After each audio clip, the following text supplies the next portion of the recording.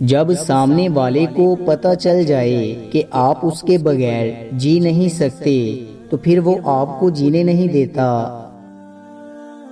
اور اگر اللہ تعالیٰ تمہیں کسی مصیبت میں ڈالنا چاہے تو اس کے سوا کوئی اسے دور کرنے والا نہیں، اور اگر وہ تمہارے ساتھ کسی بلائی کا ارادہ فرمائے تو اس کے فضل کو روکنے والا کوئی نہیں۔ تنہا ہونا یہ نہیں ہوتا کہ آپ کے پاس کوئی نہیں ہے، تنہا ہونا دراصل یہ ہوتا ہے کہ سب آپ کے پاس ہیں لیکن آپ کا کوئی نہیں ہے۔ محبت کے لیے کبھی بھیک مت مانگو، محبت دینے والے بنو۔ خوبصورت لوگ ہمیشہ خوبصورت نہیں رہتے، لیکن اچھے لوگ ہمیشہ خوبصورت اور اچھے ہی رہتے ہیں۔ کسی رشتے کو کتنی بھی محبت سے باندھا جائے، لیکن اگر عزت اور لحاظ چلا جائے تو محبت بھی چلی جاتی ہے۔ جنید بغدادی رحمت اللہ علیہ فرماتے ہیں، رزق کا فرشتہ گھر آنا چھوڑ دے گا اگر دروازے کے ساتھ یہ کام کرو گے کہ دروازے کے آگے گندگی پھیلاؤ گے، گھر کا کچرا دروازے کے آگے رکھو گے۔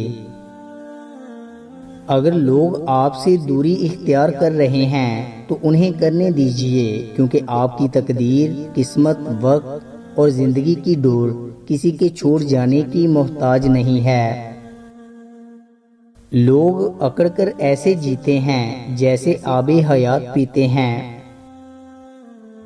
کبھی کبھی دل کی بات صاف صاف بتا دینی چاہیے، کیونکہ بتا دینے سے فیصلے ہوا کرتے ہیں اور نہ بتانے سے فاصلے۔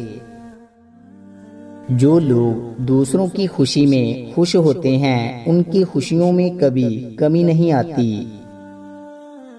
اللہ تعالیٰ نے عمل کے قبول ہونے کو مخفی رکھا تاکہ دلوں میں خوف باقی رہے، اور توبہ کا دروازہ کھولا تاکہ امید کا دامن نہ چھوٹے۔ پیسے کی امیری تو عام ہے، لیکن دل کی امیری اللہ تعالیٰ کسی کسی کو دیتا ہے۔ جب مسئلے ختم نہ ہو رہے ہوں اور نہ ہی حل ہونے کا نام لیتے ہوں تو استغفار کو تھام لیں، اللہ تعالیٰ ہر چیز سے نوازتا جائے گا۔ کبھی کبھی کامل شخص کی تلاش میں ہم سچے انسان کو کھو دیتے ہیں، کیونکہ کامل ہونا ایک تصور ہے اور سچا ہونا ایک حقیقت ہے۔ صبر اور نماز سے مدد لیا کرو، بے شک اللہ تعالیٰ صبر کرنے والوں کے ساتھ ہے۔